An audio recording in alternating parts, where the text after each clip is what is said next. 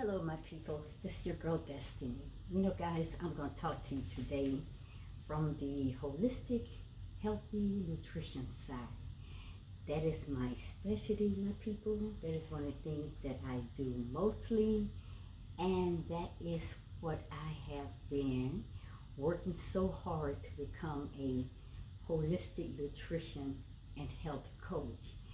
I am almost at the family end of getting my master's degree, and so I love talking about wholesome, healthy eating habits. Okay, so my guys, let's talk about food tonight.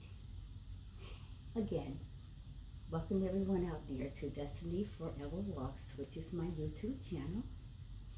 And if this is the first time coming to my channel, guys, you always get that personal invitation to come on in, sit with me, and watch my videos.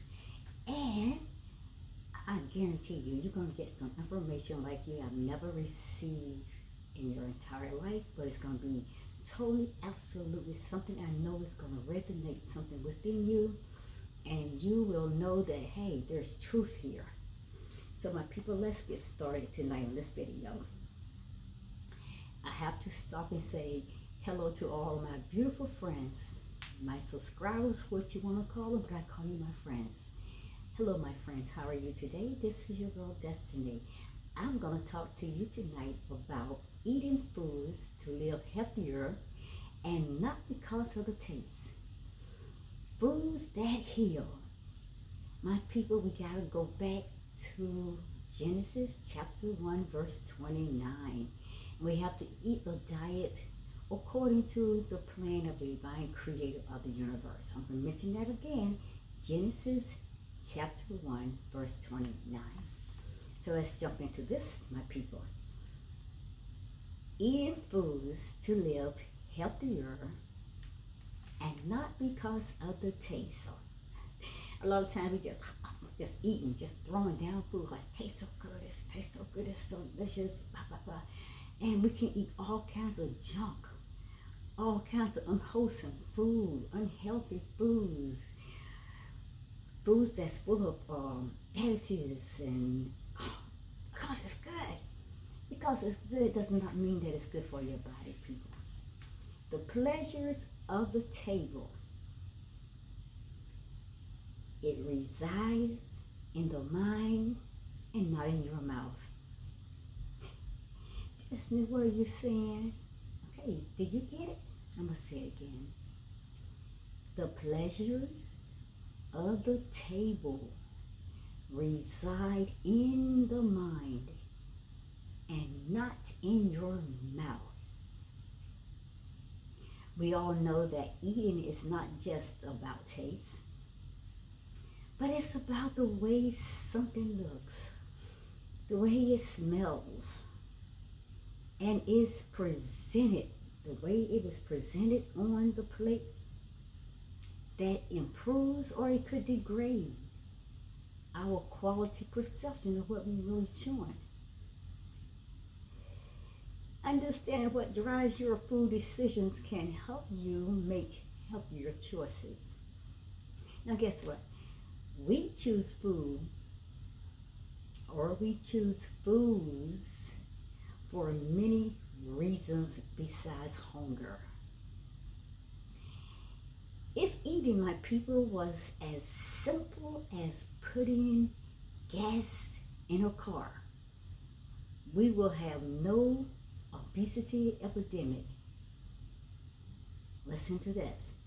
Personal taste, family preferences, cultural influences, emotional reasons, health concerns, societal pressures, convenience, costs, and variety and quantity of the available offerings, it all come into play when we choose what to eat.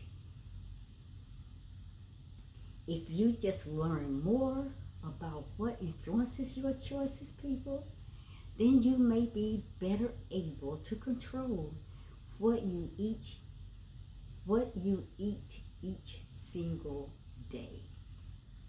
So you know what I'm doing to you? I'm gonna help you out here, okay? That's what it's all about, helping each other.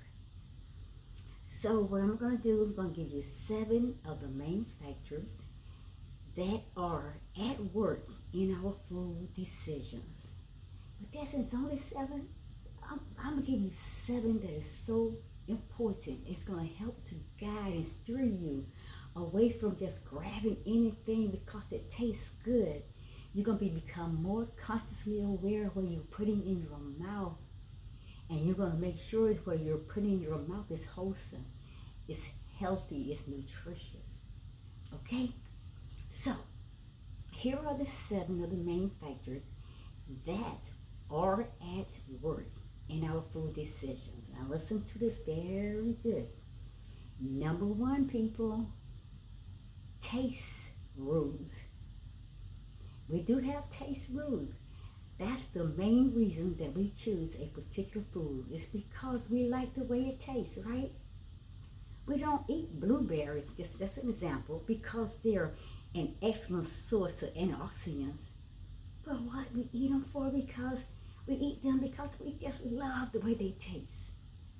That's just one example. But people, it is possible to teach yourself to love the taste of healthier foods as you continue to grow up in your adulthood. Learning to enjoy the taste of eating right, my people, it takes time and perseverance. And it also helps to know easy, healthy cooking techniques. So let's go to number 2. Favorite foods, and we all have our favorite foods. But ask most any expert about the secret to weight loss, and then you will hear that it's essential to keep favorite foods as a part of a healthy diet. So let's face it right here, okay? We all grew up with fond memories of food that brings us joy, even as up to this day, right? And that's all natural. It's a human nature, people. But as soon as you attach denial to a particular food, it becomes an obsession. And it doesn't take a rocket scientist to know that being obsessed with food is no good for weight loss. Because no one wants to give up their favorite foods. But you're eating them, but you need to ask yourself, are they healthy for me? Number 3, people. Eating with your eyes. Let me explain that. It is not uncommon to disconnect your eyes from your eating habits. I hope you understand. It's not uncommon to be disconnected to your hunger center and to instead eat with your eyes. Sometimes wanting to eat is all about how yummy it looks. Oh, it looks so delicious. It looks so tasty. But close your eyes when you're eating it and don't focus on what you're eating. Focus on how healthy it is, how wholesome it is, how nutritious this is, how it's going to help my body to be strong, how it's going to help my body to be disease free. So think about it, eating with your eyes. Don't open your eyes up and say, oh, look at all this food I'm eating, and blah, blah, blah, this, that's that, because it's not good. Everything that you see is not good. Sometimes you need to close the eyes, my people. Number 4, cost and convenience.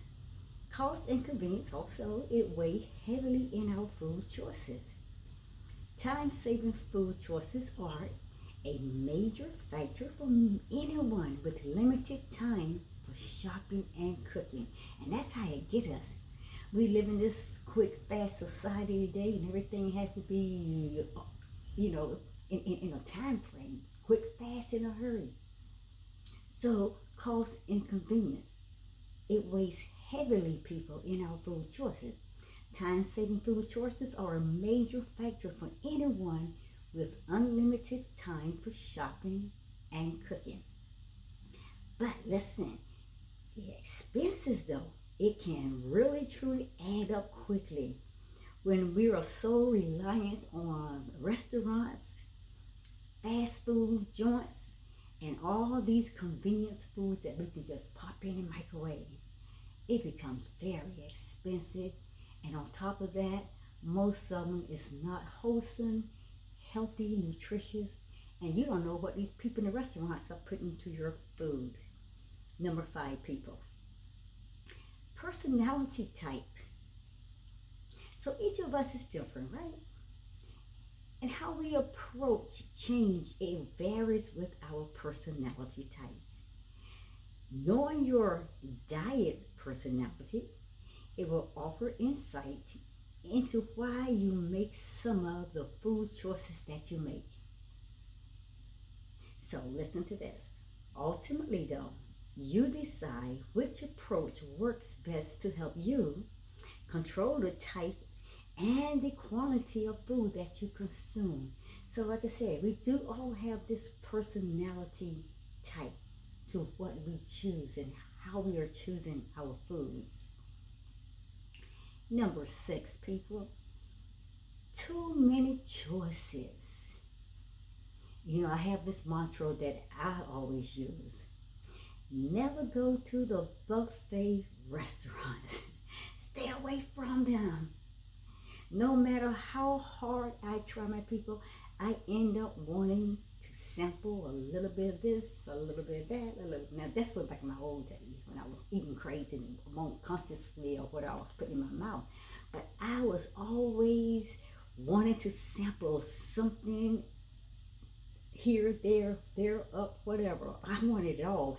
Virtually, I wanted everything on the buffet. So I end up eating way too many calories when, quite frankly, I would have been just satisfied just getting a bowl of soup and a salad. But you know what? Studies suggest that the greater the variety of food offered, the more that we tend to eat. I hope y'all getting this because tonight I feel like I'm on a shaky ground for some reason. Excuse Destiny tonight. But the last one, my people. Number 7 is social settings. Listen to this. Typically we eat more when we eat meals away from home and in the company of other people. Some studies suggest that the size of the meal we consume, it increases with the number of people at the table. So, likewise, when you dine with health conscious friends and family, then you are influenced to eat more nutritiously.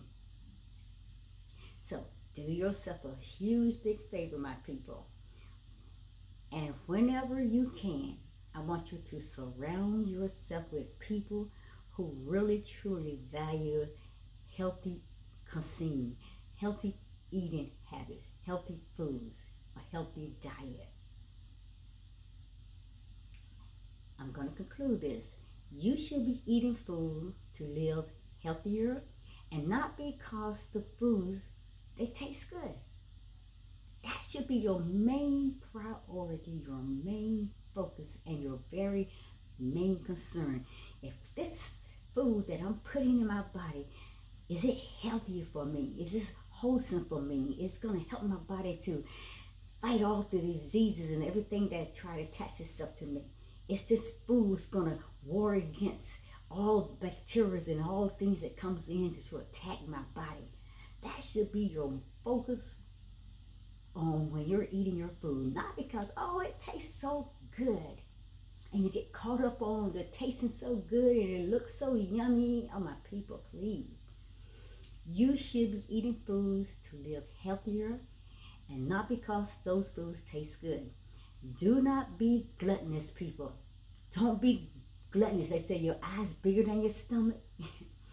Eating should not be your favorite activity. And for a lot of people, it has become, and it is. But something you do, that's what food needs to be. Food should be something that you do to maintain your overall health. So I'm telling you, people, eat to live, not live to eat. Those who live to eat, my people, view food as something more in their life than just fuel. It can mean comfort, it can mean family or friends, happiness or lifestyle, or even stress release. That's why they they live to eat. So when food takes on a greater meaning than its nutrients, then we start running into conflicting desires and commitments and priorities. So I'm asked this question: what drives our subconscious to make decisions? What drives our subconscious to make decisions? And I'm going to help you out because I'm going to tell you. It's our emotions, our desires, and internalized commitments. People, that's it. That's why those who live to eat may find making healthy, positive eating changes very challenging. To you who eat to live, it's more than just food. It's about what food means to you and your body and your health. So, however, making positive changes making positive changes to eating and physical activity, it does not have to mean giving up eating well or tastefully. What it means is understanding how healthier foods can fit into your lifestyle rather than making your lifestyle fit into the demand for healthier foods. So, my people, listen, when it comes to making positive eating changes, fear of change, it can significantly impact those who live to eat. So, my people, eat to live. Eat to live according to the plan of the divine creator of the universe. Genesis chapter 1, verse 29. Go and read that. Eating foods to live healthier and not because of the taste, that is the choice that the Creator, He desired of you to live, to be whole, wholesome, healthy, and complete. I'm out of here. Guys, I'll see you at the next video. Namaste. I hope you got something out of that. Foods that heal. Eat to live, my people.